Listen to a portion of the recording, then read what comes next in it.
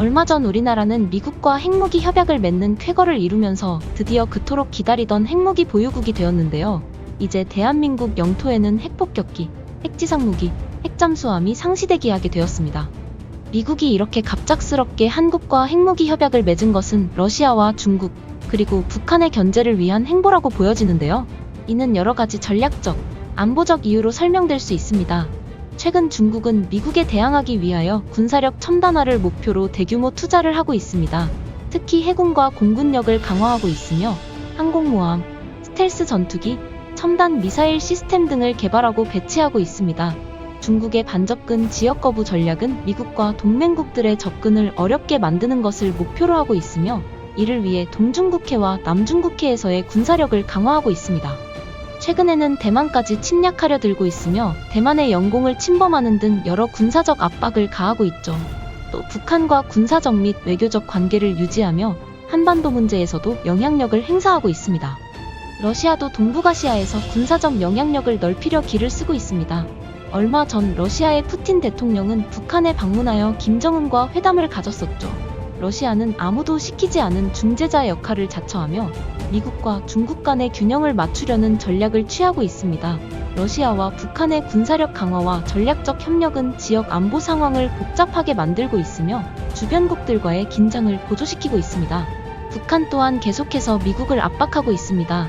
지속적으로 핵무기와 탄도 미사일 시험을 통해 미국과 국제사회에 대한 압박을 강화하고 있고 미국과 다른 국가들에 대해 사이버 공격을 감행하여 정보 탈취와 경제적 손실을 초래하고 있습니다.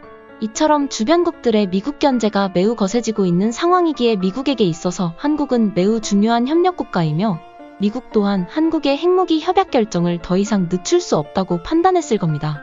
군사 전문가들은 이제 한국이 핵을 보유하게 됨으로써 미국의 다음가는 군사국가가 되었다고 평가하고 있는데요. 예비군을 포함한 세계 2위의 병력 규모, 세계적으로 러브콜을 받고 있는 K9, KF-21보람에 천공 등등 수많은 첨단무기 체계를 갖춘 자주국방 국가로 정말 핵미 보유국이라는 것만 제외하면 어느 것도 빠질 게 없던 대한민국이었기에 이번 핵무기 협약은 마지막 퍼즐과도 같은 존재였으며 마침내 핵무장이 체결되자 주변국들의 반발이 정말 거센 상황입니다. 중국 외교부는 대한민국의 핵무장 체결에 대해 제일 먼저 즉각적으로 성명을 발표하며 강력한 반대 입장을 표명했습니다. 중국은 한국이 한반도의 비핵화 원칙을 고수해야 하며 이번 미국의 핵협약 결정은 지역 안정과 평화에 심각한 위협이 된다고 강조했는데요. 이번 핵협약을 파기하지 않을 시에 한국과 미국의 강력한 경제보복과 압박을 가하겠다며 대놓고 한국을 협박하고 있는 상황입니다. 중국 중앙방송 CCTV 또한 전문가 인터뷰를 통해 이번 결정이 지역 내 군비 경쟁을 촉발할 수 있다고 분석해 내놨는데요. 전문가들은 중국이 이번 미국의 핵협약 결정에 대응해 북한과의 관계를 더욱 강화할 것으로 예측하고 있습니다. 중국은 한국의 핵무장을 그 어느 때보다 두려워하던 국가였고 한국의 핵협약이 긴급 상황이라고 볼 정도로 중대한 건으로 삼으며 연일 긴급 회동과 회견을 이어가고 있습니다. 중국은 그동안 태권도, 김치, 한복 등 한국의 것이라면 모조리 빼가서 베끼며 오히려 당연하게도 자신들의 것이라고 우기는 뻔뻔한 국가이죠.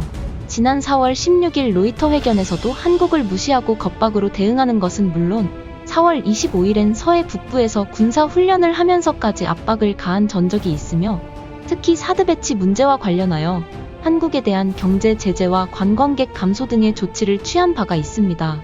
결국 중국은 과거에서부터 현재까지 앞에서는 한국을 파트너처럼 이야기하고 있지만 언제나 한국을 아래로 두고 싶어하는 모습을 보이고 있는 것이죠.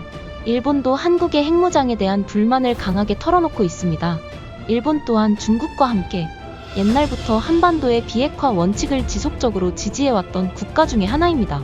일본은 임진왜란 때부터 우리나라를 괴롭혀왔으며 현대에는 역사 왜곡, 독도형 유권, 방사능 오염수 방류, 반도체 소재 수출 규제와 같은 무역 제재로 한국을 괴롭히고 있는데요. 제2차 세계대전 당시 위안부 강제 동원에 대해 교과서에서 이 문제를 축소하거나 아예 언급조차 하지 않으며 책임을 회피하거나 부인하는 경향을 보이고 있습니다. 한국의 독립운동가를 테러리스트로 묘사하는 등 외교적 발언으로 한국을 비난하고 있으며 독도를 자국 영토라고 주장해 한국의 영유권을 부인하는 등 역사적 왜곡을 지속하고 있는 나라입니다. 이런 일본은 미국이 일본과의 충분한 협의 없이 한국과 핵협약을 체결한 것에 대해 불만을 표하는 중입니다. 미국과 일본 간의 동맹 관계에 대한 신뢰를 훼손당했다며 일본 내에서는 미국의 신뢰도에 대한 의문이 제기되고 있습니다. 일본 정부는 지속적으로 유엔과 다른 국제기구에서 한국의 핵무장 파기를 하소연하고 있으며 이에 대한 국제적인 지지를 얻기 위해 노력하고 있습니다. 러시아 반응도 마찬가지입니다. 러시아는 소련 때부터 북한을 지지해왔으며 얼마 전 북한을 방문하여 한반도의 긴장감을 다시 한번 조성시켰죠. 러시아도 옛날부터 우리나라를 못살게 굴던 나라입니다. 러일전쟁 때 러시아와 일본은 한반도 지역에서 영향력을 두고 무력으로 충돌하였고 한국의 주권이 크게 침해당했던 기록이 있습니다. 이 때문에 일본이 승리한 후 한국에 대한 일본의 영향력이 강화되었으며 이는 한국이 일본의 식민 통치하에 들어가는 중요한 계기가 되었죠. 또 현대에 있어서도 한국에 다양한 형태의 제재를 가하고 있는데요. 러시아는 에너지 자원, 특히 천연가스를 통한 경제적 영향력을 행사하고 있습니다. 마지막으로 북한의 반응입니다. 북한은 한국과 미국의 핵무기 협약에 대해 강하게 반발하며 한반도에서의 군사 충돌 가능성을 경고했습니다. 북한의 국방부 장관 강순남은 미국이 핵무기 자산을 한국에 배치하는 것을 북한이 핵무기를 사용할 조건으로 간주할 수 있다고 주장했으며 김정은의 여동생 김여정은 이번 협약이 한반도에 더 큰 위험을 초래할 것이라고 비판하며 북한의 핵 억지력을 강화해야 한다고 주장했습니다. 북한은 얼마 전 비료와 동물 배설물로 가득 차 있는 일명 오물풍선을 보내어 한국을 도발했는데요. 최근 중학생 30명을 한국의 드라마를 몰래 봤다는 이유만으로 무자비하게 총살했다는 비인륜적 소식도 들려왔습니다. 이처럼 많은 주변국들이 이번 한국의 핵협약에 대해 강력하게 반발하며 경제적 압박, 군사적 압박을 예고하고 있습니다. 그러나 우리는 절대 이와 같은 압박에 휘둘려서는 안 됩니다. 저들의 거센 반발은 오히려 우리나라의 핵무기가 얼마나 필요했던 것인지 반증해주는 것이며 우리나라를 얼마나 의식하고 경계하고 있는지를 보여주는 것입니다. 기본적으로 강한 군사력이 바탕되어야 나라가 번영할 수 있는 것이죠. 그렇기에 우리나라는 이에 그치지 않고 더욱더 적극적으로 군사력 증진에 힘을 써야 합니다.